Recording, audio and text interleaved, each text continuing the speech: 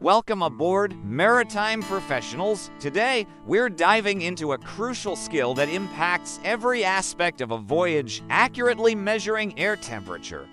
It might sound simple, but getting this right is key to crew safety, cargo integrity, and even your vessel's performance.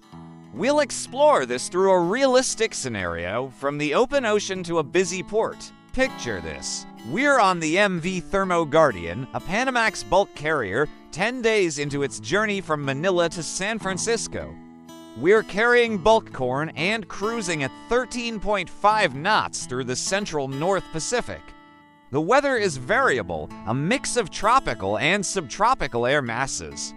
The master calls a briefing on the bridge, emphasizing the need for precise environmental readings. The second officer steps up. He explains that the vessel is equipped with both a calibrated digital thermometer and a platinum resistance electronic sensor. These are strategically placed on the bridge wings, shielded from direct sunlight and the ship's own radiant heat, positioned about 2 meters above the deck for standardized readings.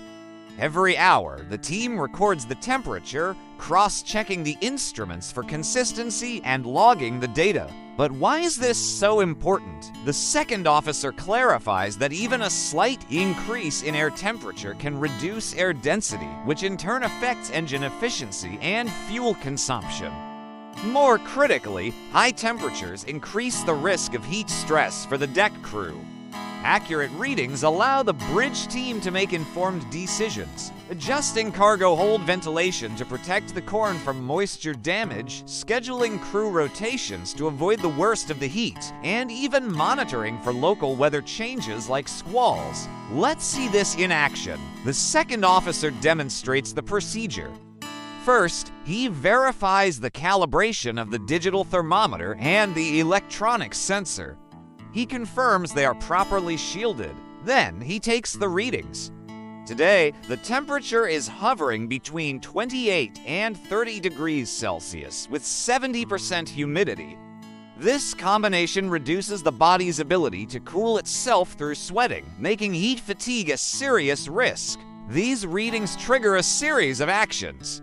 The chief mate ensures deck crew are rotated every 2 hours and have access to shaded areas and hydration. The chief engineer is notified to monitor the engine room, engaging auxiliary cooling systems if needed. Ventilation fans in the cargo holds are adjusted based on the temperature data to prevent moisture buildup in the grain. Every reading and every action is meticulously logged, ensuring compliance with the ship's safety management system and readiness for any port state control inspection. The result, crew performance is maintained, the cargo remains in perfect condition, and the vessel navigates safely through the variable weather. Now, let's fast forward. The MV Thermo Guardian has arrived at the port of Los Angeles. It's a hot day, and the Port Authority has even issued a heat stress warning. The temperature on deck has soared to 33 degrees Celsius. The bosun reports that the deck crew, busy with discharge operations, are showing signs of fatigue. The chief mate immediately contacts the bridge. The second officer confirms the 33-degree reading using the electronic sensor and logs it. The master takes decisive action. He orders a stop to non-essential top deck work, directs the crew to deploy shade covers, and ensures hydration stations are readily available. He communicates the situation to the terminal representative, who agrees to shift crane operations and defer heavy lifting to the cooler parts of the day. It's a coordinated effort where the ship's temperature data directly informs shoreside decisions. This scenario highlights how critical temperature monitoring is in port. A 33-degree reading isn't just a number. It's a direct signal to implement safety protocols. It affects crew work-rest cycles, the operation of machinery like cranes which can overheat, and the management of other temperature-sensitive cargo being loaded. Through continuous monitoring and clear communication, the team ensures no heat-related injuries occur and cargo operations are completed without a hitch. So, what are the key takeaways from these two scenarios? First, accurate air temperature measurement is not optional. It's fundamental to safe and efficient maritime operations. It protects your most valuable asset, your crew, while safeguarding the cargo and the vessel itself. Second, redundancy is your friend. Using multiple calibrated instruments, like a digital thermometer and an electronic sensor, ensures the data you're relying on is accurate and reliable. You should always cross-check your readings. Third, proactive decision-making is everything. By recognizing temperature trends early, whether at sea or in port, you can implement preventive measures before a situation becomes critical. This is the essence of good risk management under the ISM code.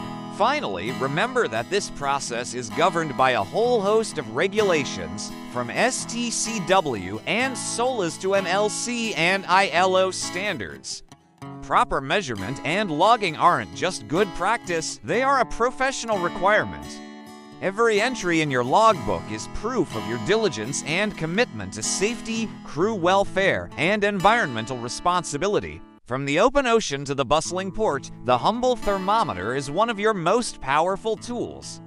Master its use, understand its implications, and you'll be a more effective and responsible mariner. Thanks for watching. We hope this deep dive into temperature measurement was valuable.